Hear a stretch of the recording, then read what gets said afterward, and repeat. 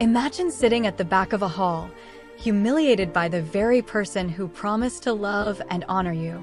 Guests whisper, laughter echoes, and your husband smirks in pride.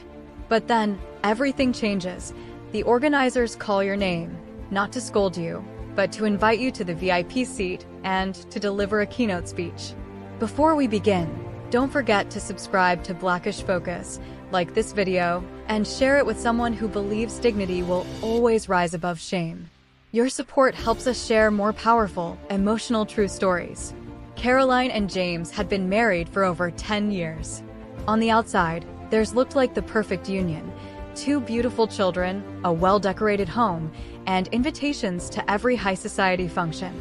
James was a wealthy businessman, charming and well-connected.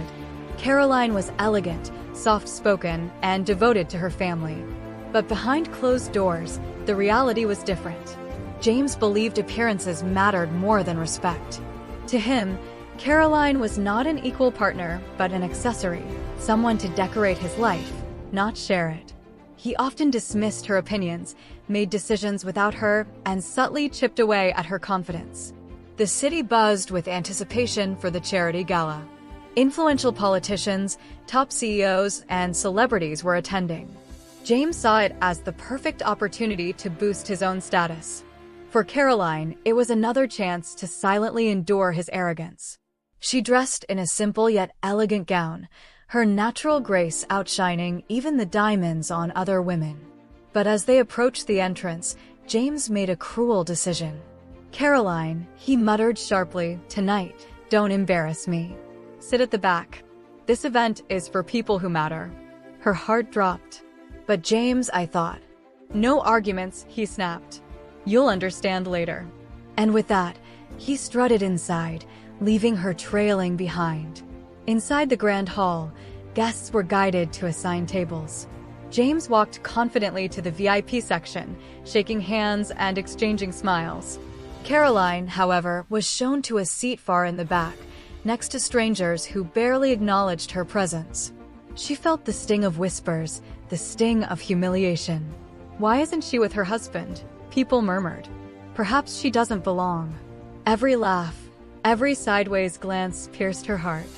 James glanced back once, smirking with satisfaction. He thought he had put her in her place. But the universe had other plans. Halfway through the event, the lights dimmed. The host, a respected community leader, stepped onto the stage with a microphone. "Ladies and gentlemen, tonight we have the honor of welcoming someone who has dedicated her life to service, leadership, and the empowerment of women. She is not only a role model, but a pioneer whose impact has touched countless lives. Please welcome our keynote speaker, Mrs. Caroline Johnson." Gasps echoed. Heads turned. All eyes fell on Caroline, the woman James had hidden in the back. Caroline froze, her heart racing. But then, applause thundered across the hall. Strangers rose to their feet, clapping and cheering. Ushers rushed to guide her from the back to the VIP section. As she walked, heads bowed respectfully. Cameras flashed. James's face drained of color. His smirk vanished. He sank into his chair as his colleagues whispered, "That's your wife." Caroline took her place at the front, right beside government ministers, CEOs, and dignitaries. Caroline stepped onto the stage. For a moment, she looked at James, his head lowered, shame written across his face. Then she began. "I was asked to speak about dignity, leadership, and resilience. But tonight, I realized something greater. Dignity isn't given by titles or wealth. It comes from within. True leadership isn't about power, it's about service. And resilience? It's the strength to stand tall, even when those closest to you try to break you." The hall erupted in applause. Some even wiped tears. Caroline spoke with wisdom and grace, weaving stories of community projects she had quietly championed, scholarships she had funded, and women she had mentored.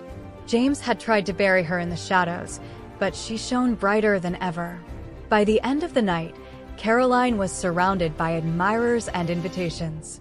Reporters asked for interviews, leaders offered partnerships, and organizations begged her to collaborate. James sat alone at the VIP table, ignored and humiliated. His attempt to shame his wife had backfired spectacularly. On the ride home, silence filled the car. Finally, James muttered, "Why didn't you tell me you were the speaker?" Caroline turned to him, her eyes steady. "Because it wouldn't have mattered. You've never asked who I am. You only cared about who I was beside you." From that day forward, everything changed. Caroline's influence grew, not just in her community, but nationwide. She became a symbol of dignity, resilience, and women's empowerment. Her story spread online, inspiring millions. As for James, he faded into the background, his arrogance exposed. Some say he learned humility, others say he lost everything.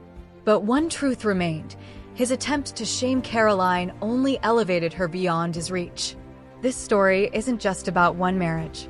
It's about respect, dignity, and the power of truth.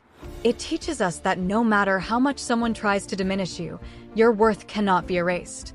Caroline's story is a reminder: never let anyone decide your seat in life. Whether they put you at the back or try to silence you, your light will always find its place. What would you have done in Caroline's place? Sit quietly in the back or rise and own the moment? Comment your thoughts below. Like this video if her courage inspired you. And don't forget to subscribe to Blackish Focus for more powerful, emotional, and true motivational stories.